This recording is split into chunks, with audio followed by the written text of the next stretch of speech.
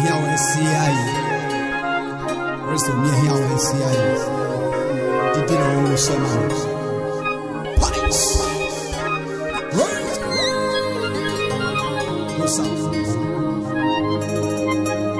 Yet now, one McBone. Kodemi Adonai.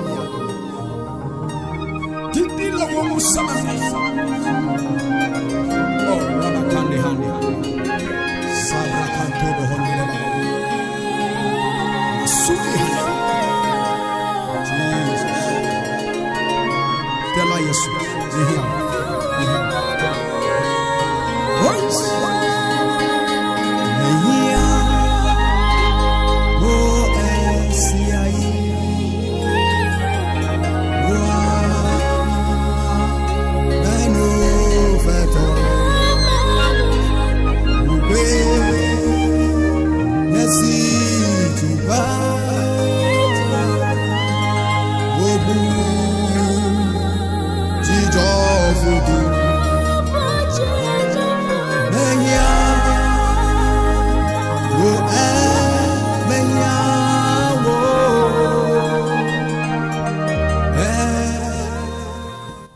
Praise the Lord. Hallelujah. Oh, hallelujah. Amen. Maune yira o toji no taro le gapo puame. Amen. Owe ke wana eyi yanchi do ne profilo be gandre kola ne blana vubia se maunya to radio bonne nouvelle. Le mianovi mia subola mia to nyena mioya. Mia to lo no to pastor Okuto Germain di. Maune yira o de wona ya kata fe nchi do. Ne na gbanyo la cho ka fo mo na gbayo no viade. Alors, Afrique, alors, Amérique, tournade, mais il y a une radio bonne nouvelle, les gars, pour faire, mais Amaou Ato émission a dit, Wakasienti, bon, amen. Amen. Fika, Niecho avait pour son père, Anibadji, na, il n'a rien à neho. Alors, ne jole bagida, na guerre avec poso, ne guerre avec poso là, dit Africain, Ibo Monu, ne do Ibo Mon là, bien, Africain, à Kassa Kossibe, Wagbo, alors, Agbo Ibo.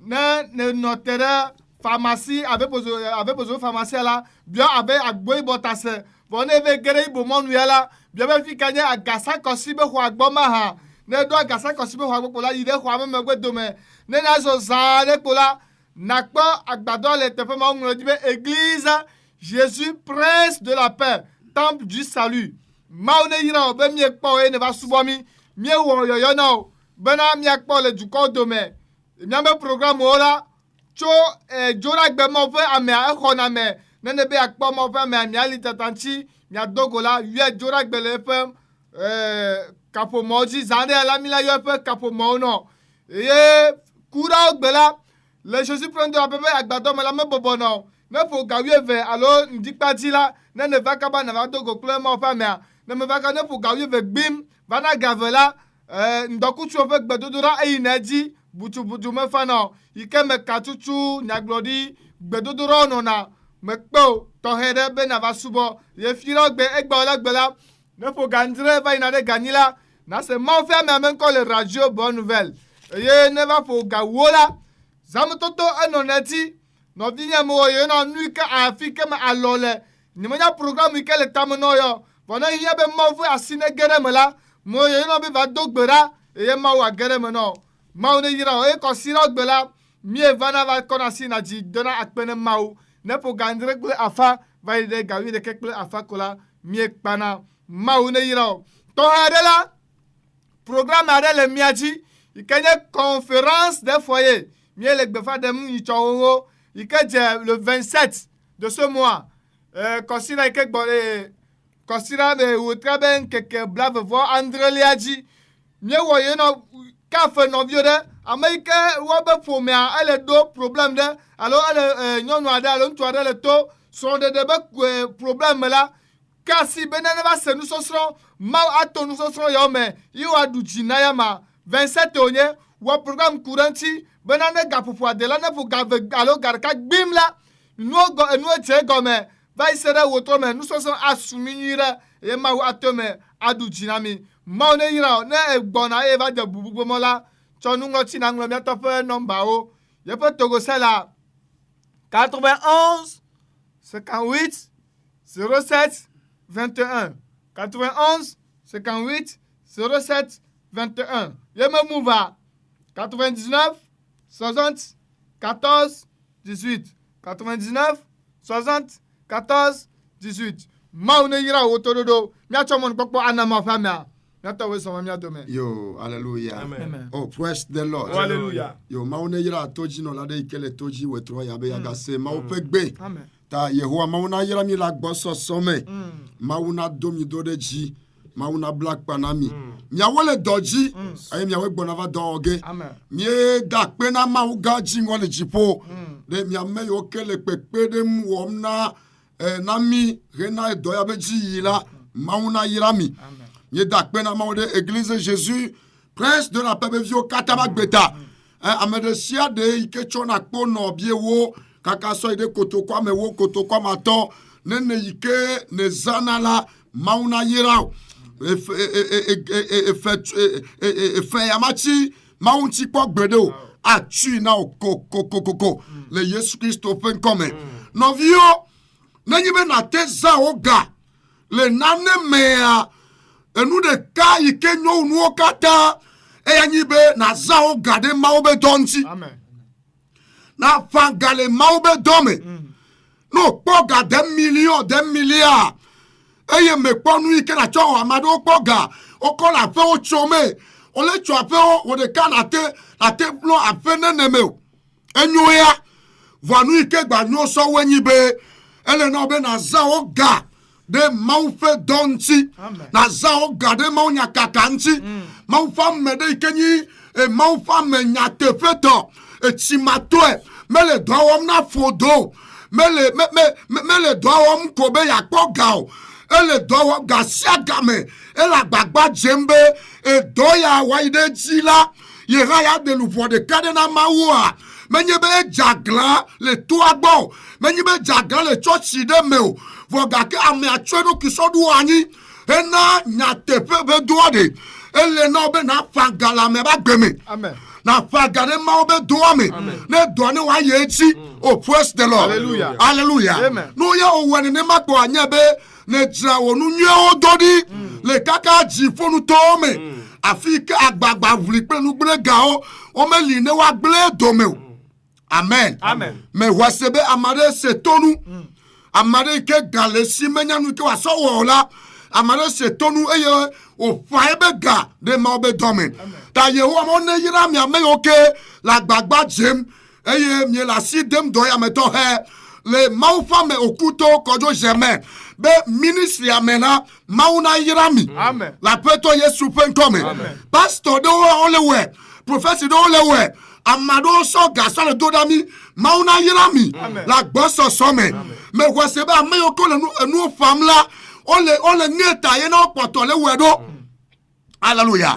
Amesia me kele fanula ele neta la ye na o poto le womdo. Da maune yira mi ame oke se gome. Eye maune yira mi ame oke bonava e gome jege le Yesu Christo pen come. Amen. Amen. Nye omon popo ya emie da kwe na maude église Jésus prince de la Pebevio kata bagbeta zirekake cho fule domo so va metitio kejia mauna yira mi la gboso some le Yesu Christo pen come. Me de akwe na maude hame yoko tude Yesu ji le Togo be juko ya mele Ghana le Benin ye gbogodo katala mauna yira ye ntobe hame ya eya gbobe ya twibe hame ya eye kukple tiempe makponu sende ejio ta mauna yira be hame le Togo le Yesu Christo pen come pe ameyo kata onyi plolao mau fame ocho apostolo oji so va nous fiela oji la mauna yira mi le Yesu Christo pen come mauna yira radio bonne pakple be akametio kata technicien mauna yira la gbozo some de doike wom ne le lata ni o mon popo ya mi dakpe na mau me dakpe na mo de vinyo bagbeta mi ofo anku agbo pe mi pastor kosi oda pe mi ofo coach Abraham mi awo le gbo be mi aso mau penya akona le amenu veyame mauna yira o gede ble obe fome ya le Yesu Christo pen come. Amen. O mon popo ya dakpe na mo de so yeloloto okuto Esther agbeta mauna yira la fille sa fille kenele. Amen. Amen. OK.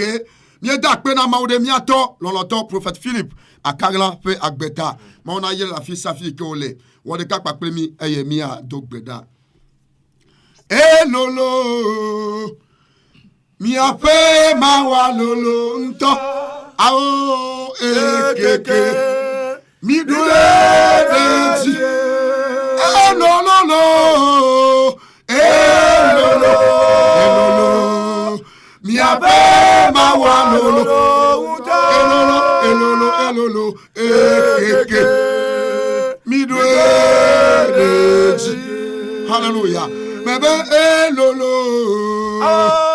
mi ape mawa lolo awo ekeke mi due afeto mi to na chile wotoya awo elolo ina chila fi safi kanale mi ape mawa elolo ekeke eti agba mawa na kemali denu Yesu lolo sandala babo mi ape mawa lolo keke Yesu mi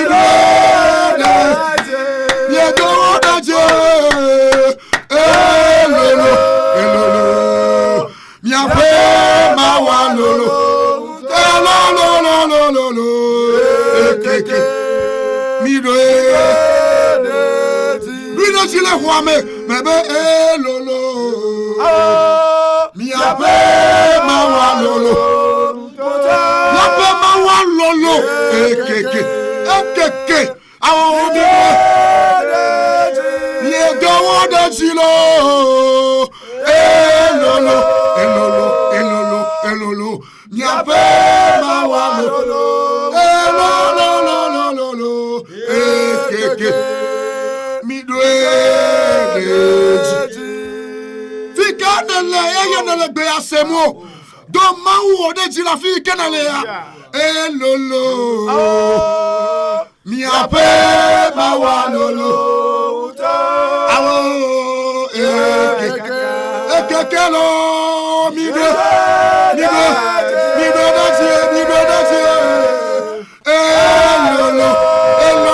elolo mi ape mawa lolo le broska tayande ekeke mi due mauya elolo akba mebe elolo mi ape mawa lolo ekeke sanda mi due Dudaji, bebe elolo mi ape mawa lolo ekeke mi due elolo togo fe mawa lolo ani gbaji fo be mawa elolo ekeke awo afeto mi do da chiro awo elolo togo bi na do mawo ya da chi mi ape mawa lolo fisi kenele awo ekeke mi do lolo bebe elolo mi ape mawa lolo ekeke mi do mo de du chwa na do lezi awo Yesu lolo mi ape mawa lolo elolo ekeke mi do Bako premier de akpe. Thank you, Lord. De la Yesu bon. Ye globe e woni mi ba feto. Yes. E woni mi ape de la. E woni mi afa ga. Yes. E woni mi ape nu sento. E woni mi ape jodenu. Va no agbele wo nyame. Mi ape nyenye to ke wo de kanava eji. Mi ape nyenye bu ke wo de kanava eji. Mi ko toji no na de siade blede wo ma ogba gbela ba sime. Ape to gato wo nyame. adujina made adujina miaha adujina Togo adujina Togovio adujina medesia deko la segbeya adujina okatan papa akpena le Yesu Christo penkome amen. Hallelujah. Amen. Oh, praise the Lord.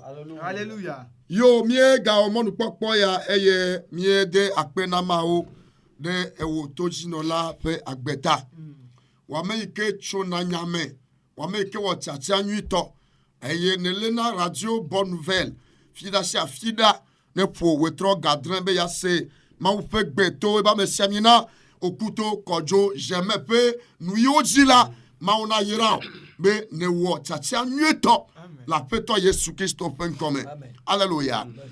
OK ni sola yele gbagbombe ma wo cho tanya de nami eye tanya ya enonyi de aya fofoji eye mi le gbagbombe egbedasi ko cho nami la e ka Togo amen ale dowam kure Togo nti yeah ele dom kure Togo be jidudu anti amade gbe o amade lo amade sia de ala amade kenyi nyagbodi la enyi mawu fe nyagbodi la le duyame alo le juta la fine la ela nyabe nyate fe glom ameyale amen hallelujah amen praise the Lord hallelujah tanya ya la mawu le toji gbedasi mawu le zoleme le wo dokude Togo fe enyanti Togo be jidudu anti Togo fani banti Togo vionti na be Togo viola enye chameleme e wo chao leme amere sia de leme ta maule dowom le ele nonyi le tanya aji le toji ale gbegbe praise the Lord hallelujah hallelujah amen e kenyi aya fofo aya mi le gbogbombe aya fofo la mauye we le nyagbodi la amos bagbale tamene fe nyanu eye aya fofo ya la eye ke ma wo la etofo na megbetoto eye aya ike le fofo mi a ele nyewo na megbetofo me akenkenkenken amen ele nyewo na agblede la o na agblede la o dagle ya o yana ti vole ti megbe o yana mdokusu le mdokusu megbe o yana aya fofo ya do ya aya fona eye aya nana be nuko china nuko wona praise the Lord hallelujah hallelujah amen eye la ya fofo ya me ya amane keme anyigbe ya ji amane keme jopo abe mauya ene eye amane keme ba jo abe mauya ene eye ke la he mo na ya fofo amane keme yo kenegbe Amérique ou ayapofo la yento de kapek pour la terre monnaie nous tira meto gbo melenye ya praise the Lord hallelujah ayapofo ya a fait si a fait iko chukre beton lo zingilo nyemenya e rode pepe iko chua aya tona mode pepe ji genade hoame sing gomanyi bo meteke na mona maufa ya iko wo hallelujah amen vo ayaika megbeto wo ya la ikeni oxygène o la ike yovo scientifique o alo chercheur o wo eye o penade dono nti le konji la eya o test ma o so ma o to ye o wedo atupa me lesube amade ike ele kudonu mega tele gbogbomu la wa tem acho ayaya so de moti mene besube ne wa aya wa tele de agbeviere ne dokita wa te wo dolensi amen amen ne makele gbogbomento me la aya fofoli eye aya fofo ya isevio le hela gbeme ple hebri gbeme ya ozana terme de iko oso yo na gbogbokwe tanto yo na gbogbokwe be aya fofo tanto oyona be gbogbokwe oyona be gbogbokwe tanto oyona be ayapofo si gomenyi be ayapofo la e wona do be gbogbokwe ne amen eye ayapofo la enyi gbogbokwe be Jesi odometo de ka eye Yesu Kristo zana Nikodemo le Yohanes bagbale tameto pigba menyi penyanu eye ole gbogbombe to mau Yesu Kristo le totom na Nikodemo be que ton assez et yala le popom menya fisike ocho menya fisike yimolo vogakea et yala le popom nenema o le na mesia me nyonu si anyonu nuchu si anuchu de yike so e ba gbe so du anyi la nenema o le na mesia me ko jile gbogbo la me non ede fi obe Yesu Kristo efi anu Nikodemo kude aya popo ikenyi gbogbo kokko be Jesu o do le ka efi anu kude ntine me sube wa nya asi hoho ike aya asi hoho ike aya popo si go be mauto na ezi wona do kaba hallelujah amen nenema ke la pasagala aya vodi eli donc enu ike Yesu gbona Nikodemo la e gba va zele Pentecôte be game laisse-moi que ojo le nous sola o gbo vola e va zele do ba gba tame ve pe nyanu eye laisse-moi que Pentecôte be game ava do yo no jipo be wa me kekere ka me wola mo abe enu ke gbe ade di to jipo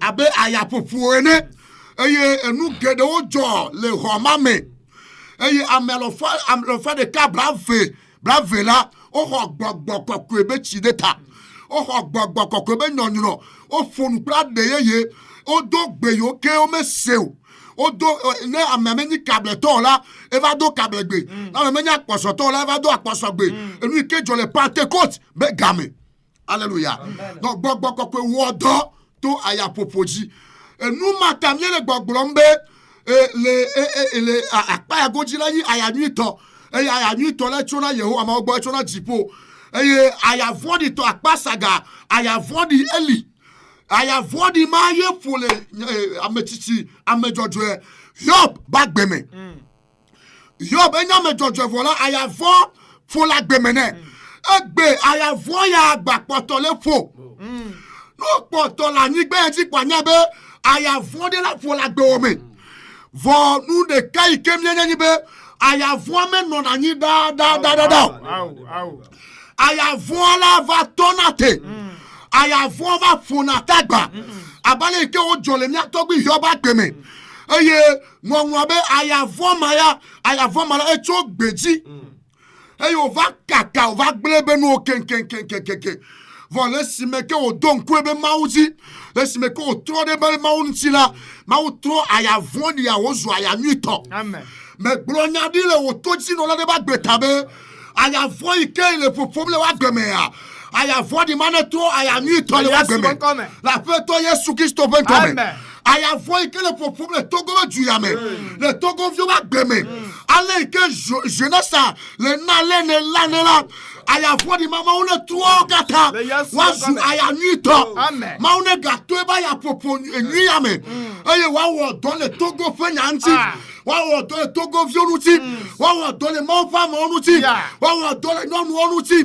wa do le jidudu anti wa do le nakata nyanti la feto Yesu pen come na ne kemeli sike atema tote aya fofo be dowo na ne kemeli sike ate tote gbagba kokko be dowo eye megwa sebe e ba mesia mi na we osana eye ne le nkude mau penyanti sogbola mau esa ya popo wodo le evia onuti to aya popoji le nyaglodi la ba gbeme surtout le Mose alors mau pa mau katala mau to aya popoji wodo wodo lo fa gbeme kaba hallelujah amen tamye le gbogbo mbe tanya ike mo chona mi yala ne me to na be mi ajujo wa nya poto no eji va sensi me ke yento globe nya to te tanya amen enu matami ga poto le emedo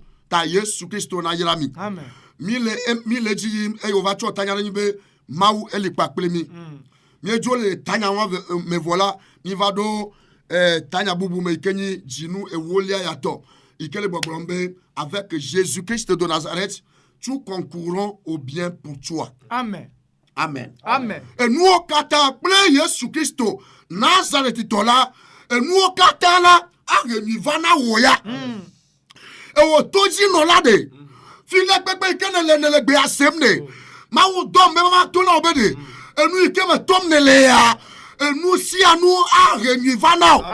Kpakple eye Yesu Kristo Nazareth tɔla enu kata de arenyi vana o ya. Ne me di be manyanu ike me tom ne le ya o. Va me va kple enyagblɔɖi be gbedasi. Me va kple enya sese. Me va kple enya nyuitɔ. Be nu sia nu ike me tom ne le ya. Enu ma arenyi vana o. Enu ma arenyi vana o. Oh, enu ma arenyi vana o la. La peto Yesu ben comme. Nu sia nu ike me tomi le Togo a. Enu kata arenyi vana mi. La peto Yesu ben comme. La peto Yesu ben comme. La peto Yesu ben comme. Nu sia nu ike me tomi le a. Menye me le nyanya me na mawo. Ele nyanya me na mawo. Ele nyanya me na mawo. Ne mawo tite la. Enu kata atro. Ta me glonya di fifi la. Be tanya iko chona mi a.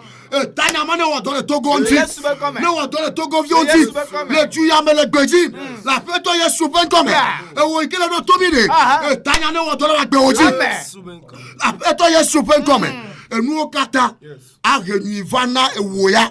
Ple Yesu Kristo. Me le gbagbo be ple tete gripo. Amegede o le yo Yesu ya. Pastor o ma o femme o enyemenya amegede o le agbeaji oye o le Yesu yom vo do to miebe amenya mesia me kele yo Yesu a yenyi Yesu Kristo yike subo mile yom ole vo do to tanya nyore tanya gbagbo be ele ri dombe pa pe Yesu Kristo Nazareth tola enu kata renyi vana wo ya. Bakple Yesu Kristo Nazareth tola. Mi me gbobe Yesu Kristo olo. Balo. Mi me gbobe Yesu balo. Bakple Yesu Kristo Nazareth tola. Ame ko jile Nazareth. Ame kenyi hame abapeto. Ame kenyi church abapeto de. Na yibe ne demme ya ma. Na yibe ne jodenti. Na yibe le subwe. Kwa nyenye la gbemena ne wotatia be ayapo eti jao nu gerete jo be eye akule dode me be ewo yala bakple Yesu ya enu okata arenyi vana amen ne dolele vana o chade o ma kule dolele mame o ma kule gbegbre mame nu serunte va o moji ke to la sembede be enu makata la arenyi vana la pe to Yesu pe comme Veve semnelea, veve se sela renivana. Et dolem nelea, dolele renivana. A jeto jibe yo agleoya. Kwa sebe enu ma renivana. Musia nu ikeva o mojila enu ma renivana. Alléluia. Et tanya mi sole apostolo Paulo be leta ike umlo dode romato le bagbale le romato bagbale enilia Roma toba gbale tameni pipi bla vo enyi penyanu be Yesu Kristo la nu kata a yenivana. Alléluia. Yesu Kristo na yerami. Zande ya mega vumona toji no la o eye nyaga do gberade amota le ti ya me ala mi ja do gberada mota sogbo eye maule ti amni mama ole onukunu amole da sedim alegbegbe. Praise the Lord. Alléluia. Nyagede Daniel pe agbalen Eta amadin pipi blave vo eton jako. Alléluia. Daniel fait agbale eta amadin. Oui. Pipi blave vo eton. Emenyao. Yeah. Nye mau doye fe dolada. O dega nuna jantao. Be omo wonane kem o. Elabena. Ne me di fole enkume o. Ne me di fole wo fiankume ha o. Amen. Amen. Oui, je veux français. Daniel chapitre 6. Oui, 6, verset 23. Verset 23. Alors, le roi fut très joyeux et il ordonna qu'on fît sortir. 22. Ok. Daniel chapitre 6, verset 22, selon la version française. Mon Dieu a envoyé son ange et fermé la gueule des lions, qui ne m'ont fait aucun mal. Aucun mal. Parce que j'ai été trouvé innocent devant lui devant lui et devant toi non plus. et devant toi, Dieu, non plus. Amen. Ô roi, je n'ai rien fait de mauvais. Amen. Amen. Relis une fois encore. Daniel chapitre 6, verset 22. Mon Dieu a envoyé son ange Mon Dieu a envoyé son ange et fermé la gueule des lions et fermé la gueule des lions qui ne m'ont fait aucun mal. qui ne m'ont fait aucun mal. Parce que j'ai été trouvé innocent Parce que j'ai été trouvé innocent devant lui devant lui et devant toi non plus. et devant toi non plus. Ô roi, Oh roi, toi roi, je n'ai rien fait de mauvais. je n'ai rien fait de mauvais Amen. avec toi. Amen. Amen. Praise the Lord. Alléluia. Hallelujah. Amen. Daniel fait nous tinya enyesi. Nyaglodila Daniel fait nous tinya enyesi. Apostolo Paulo blona Roma tobe hamea. No be hamea amegbetoe. No be hamea ameke deme Yesu. No be hamea ameke tweba gbe na Yesu. Yeah. Ameke vueme be Yesu nya iba feto. Ta no le toji fifia. Na me kwa chowa gbe na Yesu ola. Mon papa nyi to enye sibe na chowa gbe na Yesu. Fi safi kenele la na te vu Yesu me. Na te vu Yesu me be Yesu ne tozu iba feto. Hallelujah. Amen. Ta ne hamea enyi amegbeto ike etweba gbe na Yesu. Evume be Yesu nyi iba feto be ibe de la. Ta Paulo le gbogbrom na hamea be enuo kata ike me tomiele de. Enuo kata agenyi vanami. Amen. Apostolo Paulo benya gbogbro do de hamea nye ya. Azo hame de kale nu babla hohome ya.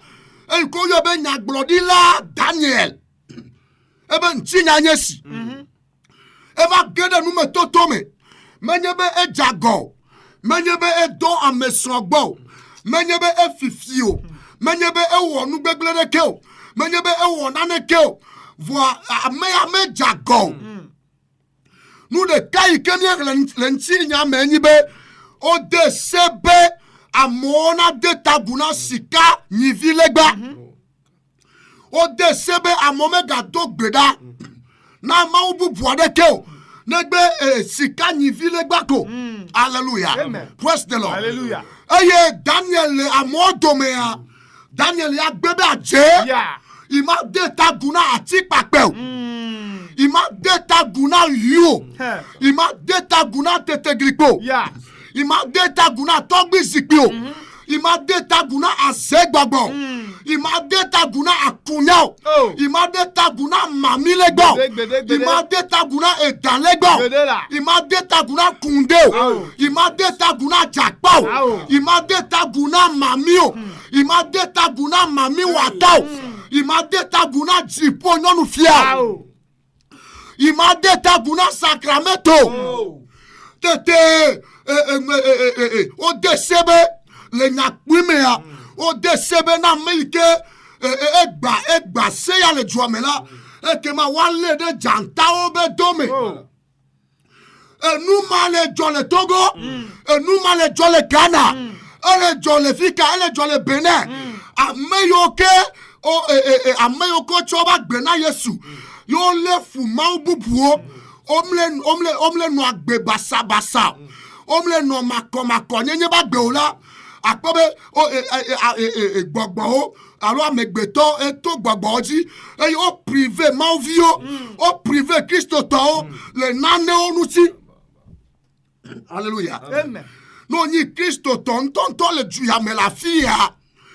Eye ne me chodo ki o gdo e ko mama me ola e ke mama po nu adu.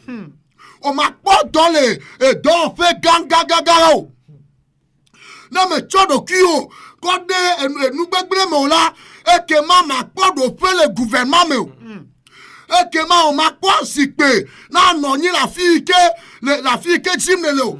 Ye wobe amegedo i school vola ye na be gbe akpo be amegero school o campus amo master amo licence o doctorat vo gake amado zemi jakumo le duyame Nanema. vo no be ya so il va déposer il va dossier le don fait garder là et que ma wa proposer na obe e wo cha odola no ko mama me kengo e ya ni sikale gba le duyame eya ni sikale gba le Ghana eya ni sikale gba le Benin eya ni sikale gba le gbebe nkeke aji eya ne wo ya mele o ma wo me da si o la e ke ma wa tramona eye enuka wa de ojo le tipo be moji me do gbera de tana o ya be Yesu be funanyi jesilensi o Yesu be funanyi jesilensi o Yesu be funanyi jesilenyanti la peto Yesu ben comme hallelujah yale ma u fenu te fe o da si ya no jojo nyanyame adoma wumi o mi ma kuchi adowa me o mi ma kuchi gbegbele me o ne me no ko mama me o wa o la po galadu Amen. o cha o la po towa Amen. o cha o la po naneladu Amen. praise the Lord Hallelujah. Hallelujah. Amen. Ta Daniel, le Daniel be yi me anu ike joanye ma. Azonya be yi a chanu ike le jojo menye ya. Vo mi akpo Daniel be kpo dem be nu kaye wo. Daniel egbebe aje yi ma de tagu. Na sikale gbo. E wo nyonu ike le do tomde. Me gano do ki o sam ken gbe na dunu. Oh, Jesus. Me gano wa mame wa ma ama ike ma unao. Enu ike wa sile gome na ode. Me ga tue kono sa sam. Me ga tue kono esadim. Be amone do igbo. Ame ya chala doko. Ame ya chala doko. Ame ya chala doko. Ken gbo na po million. Ken gbo na po million. O te no fugame. O te ronde gbe me nyabe o nyinu blanu to be nu blanu to. Egbe kole segbenye ya jujo do ma wowo. Jujo nu ma wawa nyabe ole de taguna sikalegba ole de taguna nouveau ole de taguna nouveau di eye ne Yesu va gbe o ma ile jipo no ku egbe o ma ile jipo e ke ma dasi le nu manti zereka nu chude oli oya o to pe ni be wa no do dongle no nu vovo eya mado o chabe onyi nya gbodi lao eye ole chadimple non nouveau eye ole nu wom le bebeme eye enyi sikalegba le gbebe nkeke yaji mi le eyi mamle to ome vonu kae Daniel nyagbori lawo Daniel ya gbebe aje ma de tagu eye mon abe okpokwe sodo janta obe dome janta o le afila yenyi couré yo que le doko mi le mois de siadeji yenyi tete poko le doko mi le mois de siadeji yenyi yo me chichi ko le favam nami yenyi mi o kata le jojo ne miaji yenyi veve sese dolele ple bubu kata oni ozu ajanta le mianji for que tout la sembe ko le Daniel de janta obe dome ha e pe maume zikpio Jesus. e wo ikele do tomo mau chama zikpio Bede. o mau chama pomu lesi meke o chane o chachia be ya no agbe kokwene ya no agbe jajene ya no agbe dodora bagbe ya no nyatepe bagbe nyatepe ko e ba gbe ko ya no la o mau ama zidorio no dui be ya gble o la mau la chite pata no dui le ndime la mau la chole ndokusume no dui le ndokusume mau la chole we trome praise the Lord Hallelujah. na meyo ke sena da ben ko le moyaji eye mi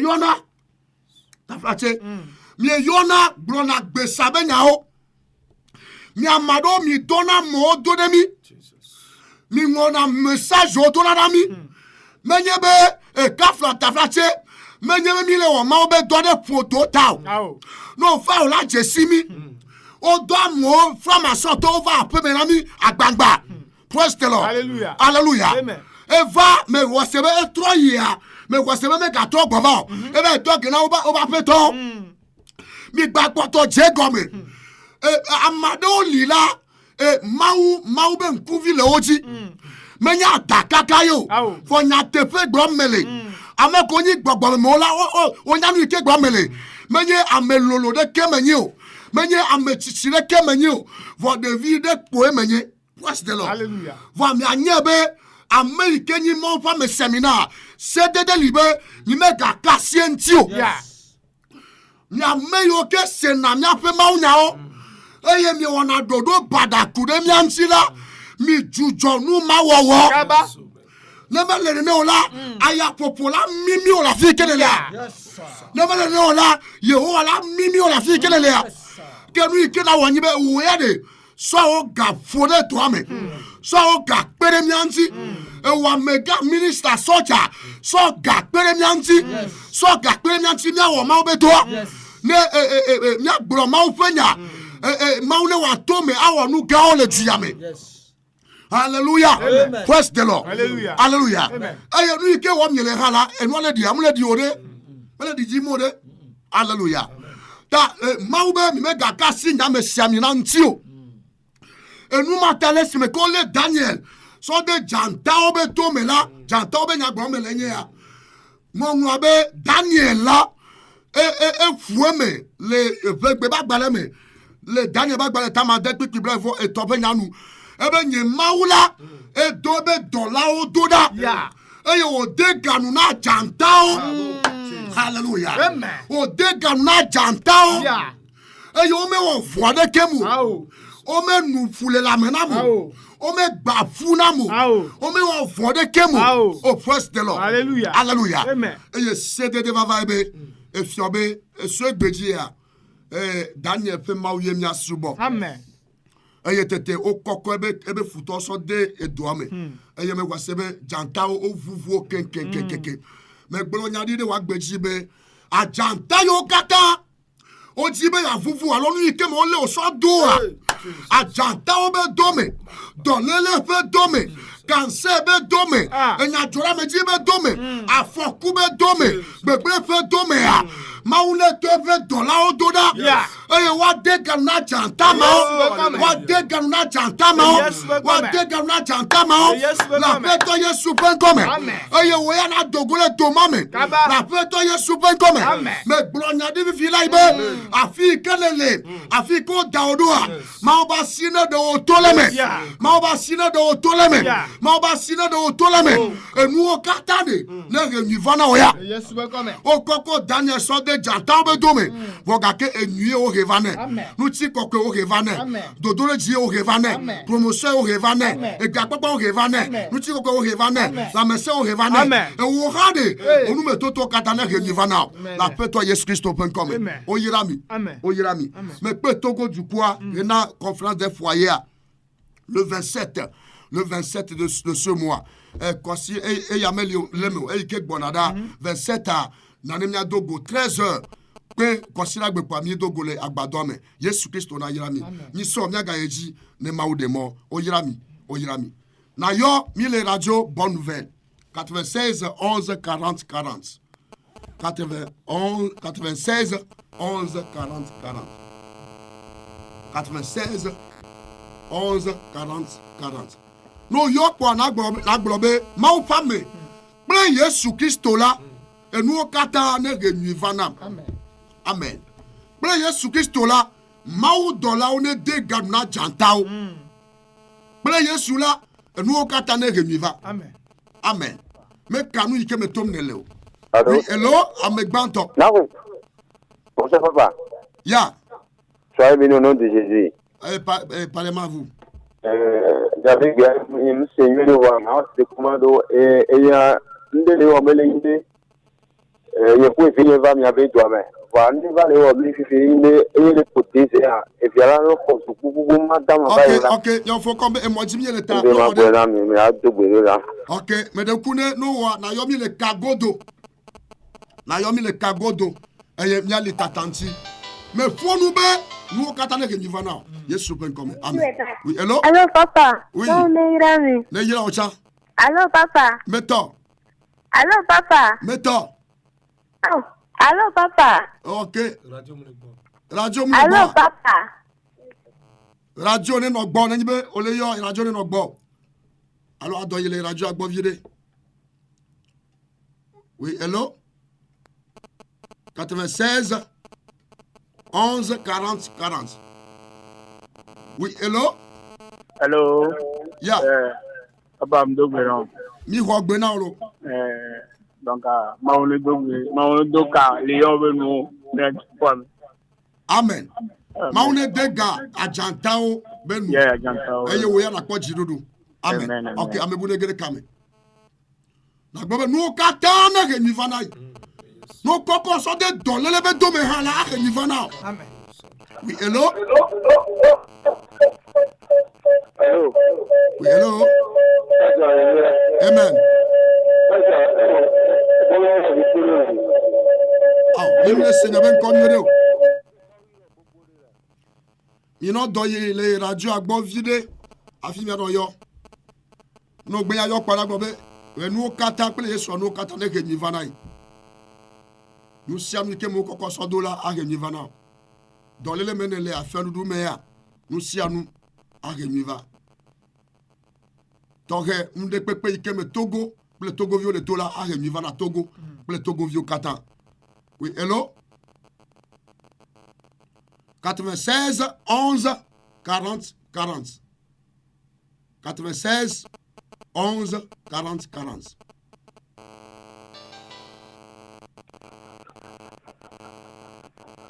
Oui, hello? Allô, Papa. Amen. Mais, Papa, nous, si on a un peu pour ce coup de vidéo,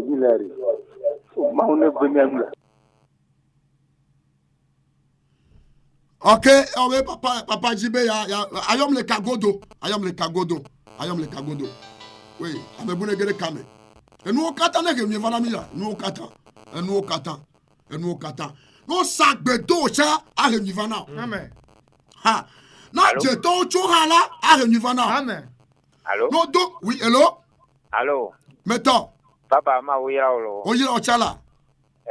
Ndeku no pata ne henye vana bro. Me bro nya dile wa gbeji be no kata ne. Na renivana oya. Amen. La peto ye super come. Amen. Na dile olu ponti, na dile wa gbonti, na dile wa pe konti. In the name of Jesus Christ. Eva me now. Oui, hello? Hello? Hello. Yeah. Play Jesus Christ, no katana henivana. Eva me now le wonya gbagbo nu. Amen. Play Jesus Christ la nu kata na ga nyivana osia. Eva me now. Amen. Amebune kere kame. Amebune kere kame. Oui, hello? Allô, bonsoir, papa. Oui, alléluia. Amen. Oyira miro. Oye ochalo. Enu katake. Enu kata na ga nyivana osia. La peto Yesu ben comme. Amen. Oui. OK. Ejo. E kameja o chaja agba zande ya na yom le kagodo. Oui, hello? Allô. Meto. No katana Yesu Kristo no kuna le kumolo. E va maintenant le onya gbogbo nu. Amen. Enu kata na ga nyivana. Na ga nu kru patavana. Yeah. Le Jesus ben come. Amen. Amen. Oui. Yeah, menene kame. Allô. Oui, hello? Alléluia. Amen. On est là miro. Oyira ochala. Mama do se me donner dali. Amen. Amen. Yo mi ofo ma one dom se ha. Akpe kaka. Okay. Abe amelecha gbale kame. Amen. Okay. Nemye dile muajila. Eke mami yena des atoto. Oui, hello? Hello? Allô, Papa. Oui, meto. Alléluia. Amen. On est au Amen. le coup nous katana. Oh, nyamle senko nyore o. Le coup benale. Ya. Son doit no katana zunyena. Enu okata na ge nyefana osia. La peto Yesu pen come. Amen. Okay. Miaso ameyola o so se mi ofo ji egbea. E ke mane mi dile muajila na yomi le e kagodo 91 58 07 21 91 58 07 21. Allô, Mouvadia 99 60 14 18. 99 60 14 18. Papa mi da pe de o nyata. Miele nya gblɔm ɖi be nuwo katã ɖe. Enuwo katã le Togo ƒe du ya me. Nuwo katã le Mawu vi ɖe ƒe agbe me. Enuwo katã le míawo tse ƒe agbe mea. Enuwo katã ne he nyui va na mi. Kpakple Yesu Kristo la. Enuwo katã ne he nyui va. Ayaƒoƒo nyuitɔ la ne ƒo le du ya me. Woaƒo le míawo hã míawo agbe me. Ayavɔ na tɔ te. Ayavɔ na tɔ te. Ayavɔ na tɔ te. Papa akpe na wo. Be enya etse ku akpe na ne wo. Nye tsɔ bubu na Yesu ƒe ŋkɔ me. Amen. Amen. Ok, fie la gbe. Egbe la gbe ne Yesu me va la. Naga se mi avec gbe. To Mawu ƒe ame me. Oyira mi. Bye bye.